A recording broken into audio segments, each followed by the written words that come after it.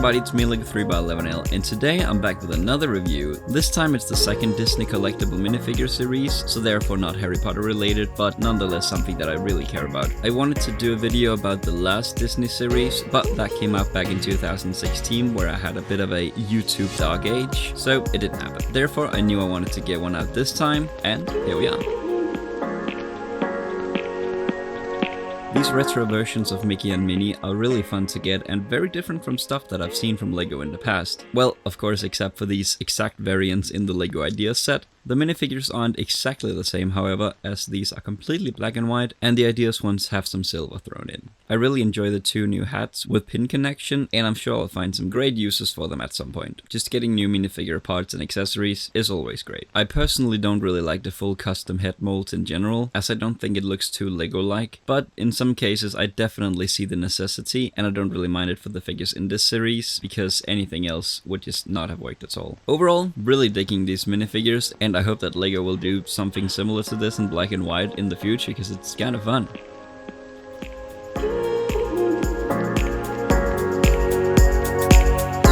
Huey, Dewey and Louie in the same spot because they're completely identical except for colors and accessories. DuckTales is such a huge part of my childhood, and the DVDs we have with it, me and my sisters have watched to the point of unconsciousness, so I do love it quite a bit. These three minifigures are pretty much as accurate as you're going to get. I really like the dual molded legs, and I hope that LEGO will keep making them in other colors. The heads have a hole on the top and the caps connect onto that. I was a bit afraid the hats were going to be a part of the head, which would have made them way less useful, but I was happily surprised. Accessories are good too, but nothing really spectacular. I am just really happy to get these minifigures. Scrooge is also a really nice minifigure. The design itself is rather simple, but the overall look is super detailed with both dual molding and printing on both the front and the sides of the legs. I'm so happy about what they did with the tail piece, printing on the side and the front, so you wouldn't have this obvious white line going through and ruining the look, and I hope this means that we won't see stuff like this in the future. The head is pretty spot on for what it is, and it captures the character almost perfectly. Lastly, the new hat with pin connector is great. I don't have any uses for it in mind at the moment, but just a lovely tool to have.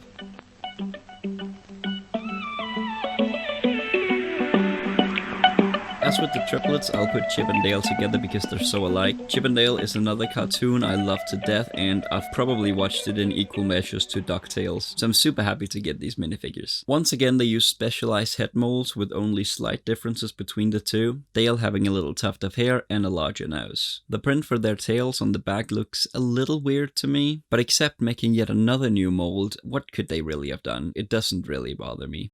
Okay, I know I've talked about these a lot, and you're probably sick of me talking about them, but medium short legs, I love them. And it's so great to get two brand new colors, so I hope that it will keep going. In this particular case, I am a little confused that they went with them, however. If you can suspend your disbelief and imagine that they're significantly smaller than normal minifigures, maybe these are accurate enough.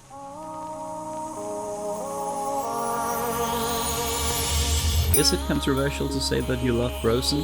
Nah, don't think so, because I do love Frozen. It's a good movie, in my opinion. And this minifigure, brilliant. I like that we get a new color for the dress piece, actually two, because Anna obviously also has a new color. The print on the dress piece is probably the weakest part of this minifigure, but it's not bad. It's just a bit too simple compared to the torso print. Speaking of which, the torso print is outstanding. The design itself doesn't look too complicated. I just love how it looks when they print with silver, and it gives it this shimmery look. Something that I really wish I could do on my custom minifigures, but I can't. The cape also is well produced, and I'm really liking the look of it. However, it's a bit difficult to make it drape downwards because it wants to stay up, but I suppose with a lot of folding you can make it work. The last thing is the hair. I know I said I wouldn't mention it again, but the hair color is not good. I'm a little more forgiving in this case because it's from a cartoon and not actual people, but I still think they should have gone for, if not tan, then just white. I think it would have looked so clean and pretty had they gone for white, but regardless of the minor flaws, this is still a great minifigure. Anna is, I think, equally as good as Elsa. I like the simplicity of the dress, both on the torso and the dress piece itself. Both look really good. Personally, I'm not a huge fan of the new softer cape material. It does make so much more sense for play, but as an adult who mainly focuses on looks, I am on Team Old Cape. This one also has the problem of not wanting to drape downwards, but in this case the softer material actually helps a lot with that. And I still think the cape makes a really big difference to the figure. The hair is also nice, and one of the only minor flaws is that there's no hood, but if we're talking about versatility, I'm glad they left out the hood because it's just so much more useful without. But it would of course have been more accurate with it. Anna and Elsa are two characters that I've actually been working on custom minifigures for, just haven't finished them yet. And the minifigures I'm making are depicting the dresses that they wear earlier on in the movie, so at least LEGO didn't screw me over this time. Jafar is one of my favorite Disney villains. To be fair, if you really think about his plan to obtain the lamp, it's pretty bad. But Aladdin is still a great film and one of my favorite Disney movies. This minifigure is, once again, really good. I am really digging the cape and shoulder piece, and along with the new mold for his turban, it just captures the character in an almost perfect way. It's got the same problem with the cape, but whatever. He's got a double-sided face, however I probably prefer the sly grin, but both works just fine.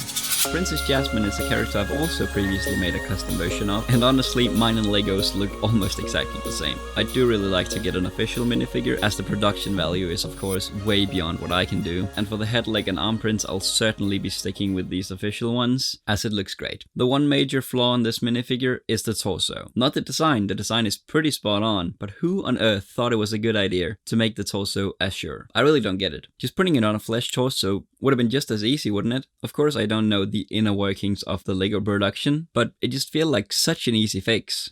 So there, fixed it. I would also like to mention the greatness of getting another colored female head. We have started to see more of them in the past few years, but any sort of diversity, be it male or female, is great to see. Lastly, the little bird is a cute piece, however, not new if I remember correctly.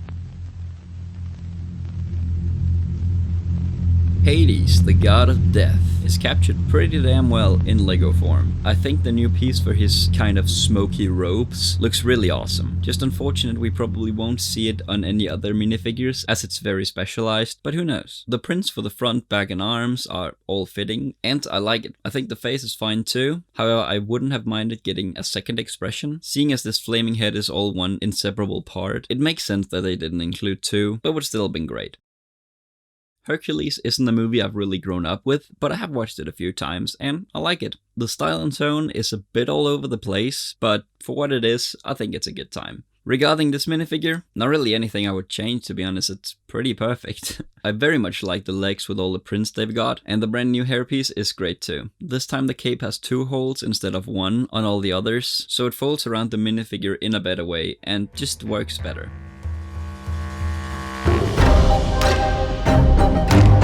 Where I have to confess, I've actually never watched Nightmare Before Christmas. I've heard it's a really good film, and I love stop motion, so I will watch it someday, just haven't gotten around to it yet. Therefore, bear with me as I talk about these minifigures purely on pictures I've seen. Looking at this as just a minifigure, I think it's really good. It's got so many details with the dual molded legs and arms and prints and all that, and then of course the new hairpiece, which I absolutely love. I hope it'll be released in other colors, as dark red isn't particularly useful for me, but worst case scenario, I'll just paint it. A few more things I want to address, but those apply for Jack as well, so I'll get to them in a bit. So once again, my knowledge about these characters is negligible, but Jack Skellington is still a pretty iconic image. Even if I haven't watched the movie, I very much know what he looks like. So for the most part, I think this minifigure is really good. The shoulder/neck ornament part is a cool new piece, and the waist cape is great. The face is pretty good, but I think that either Sally's face makes Jack's look worse, or vice versa. Seeing as the Jack Skellington head has a very distinct Nightmare Before Christmas look, and the Sally one has a very distinct Lego look, I don't think they look that good next to each other. Had they gone the opposite direction with either of them, I think that wouldn't have worked at all, so I think they made the right choice. It just looks a bit weird. The last thing I think would have made the two of them better is going back and using the old Toy Story legs and arms. I really don't know why Lego has completely abandoned them, because they weren't that bad. They would definitely work in some cases, and I think this would be one of them. So it would be cool if Lego brought them back, but I don't know if they ever will.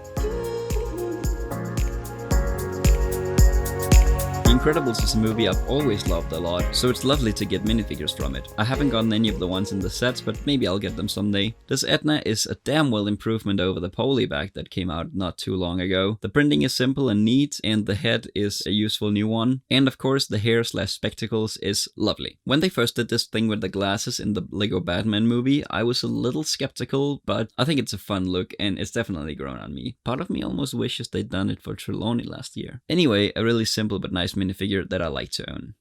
Last, but kind of also least, we have Frozone. It's a faithful minifigure, but it's just not really doing much for me. When it comes to Lego, I'm not too big into the superheroes theme, and for a superhero this is a pretty generic outfit. I know that I just said that I wanted to get the rest of the Incredibles, but I think they're just a little more interesting, and also the main character, so I care about them a little bit more. This new platform piece they made for him I like, but I don't know how necessary I think it was. Well, anyway, it's a fine minifigure, it's just not doing much for me personally.